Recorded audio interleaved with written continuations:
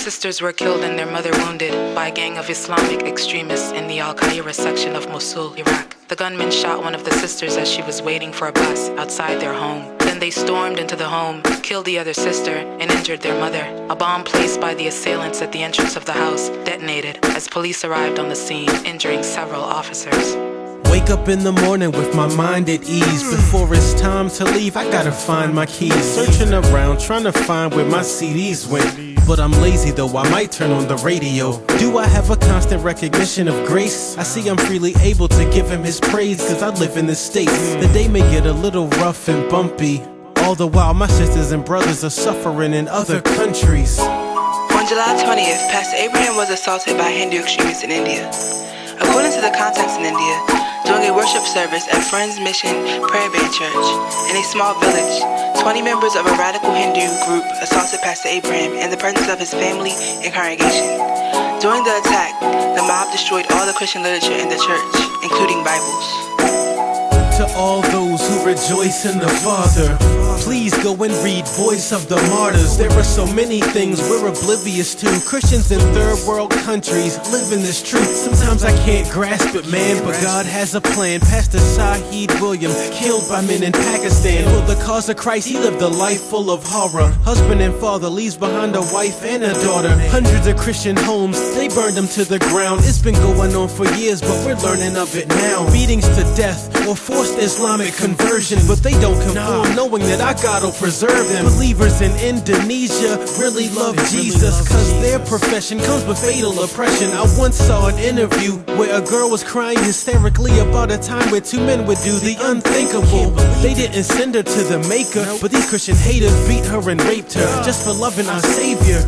And we complain about traffic or taxes. We lose our cell phones and our worlds come crashing down. Look in your heart, check if you see the remorse. This is true persecution that God's people endure. It may be hard to relate to them pulling money out your ATM, but just take a moment and pray for them. Several pastors and prayer group leaders in Hyderabad were attacked and severely beaten by Hindu extremists. The Christians were returning home from a Christmas prayer meeting near the suburb of Ramnagar. Following the Christmas attacks and the systematic attacks in August 2008, Voice of the Martyrs provided immediate assistance to persecuted believers. The August 2008 attacks resulted in more than 116 believers killed. This is my apology, my soul is grieved. If you're professing Christ living overseas, Jehovah sees, and your faith is not in vain. To live as Christ and to die is gain. I hope we don't become numb to this crime. I will try to pray for you every time you come to my mind. When I think of you, the aching I feel, it decreases where you are. Lives are being taken for real. We beg and plead for the items that we don't need.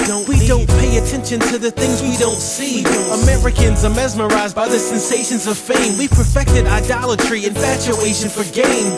In light of what's revealed, I should hate to complain when others physically die for the sake of his name. It's true, I'm sure it grieves you that your American brothers and sisters just aren't hugging the scriptures, but they're coveting riches and a carefree life, depending on many things, but rarely Christ. With your friends or your pastor dead, denominations seem irrelevant with guns pointed at your head. Murder and torture whipped with the crack of rods, but persecution's not as bad as the wrath of God. So to all my believers in Jesus living overseas, keep persevering so Jehovah's pleased.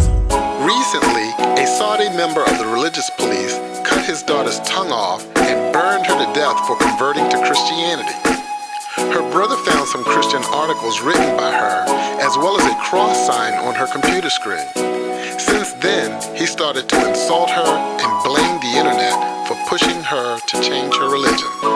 The father, who works for the Commission for Promotion of Virtue and Prevention of Vice, killed his daughter following a debate on religion. Christians in Chiapas, Mexico were brutally killed by their neighbor after he blamed them for his daughter's stomach ailment. Antonio Gomez blamed his Christian neighbor, Pedro Gomez Diaz, and his family for his 11-year-old daughter's stomach ailment and accused the Christian family of practicing witchcraft. Gomez and his 7 friends entered the Christian family's home and attacked them with machetes. Pedro, his wife, and their eldest son were hacked to death. 6 of the other Diaz children were seriously. A large crowd of Muslims attacked Christian families at a church, throwing stones and firing guns.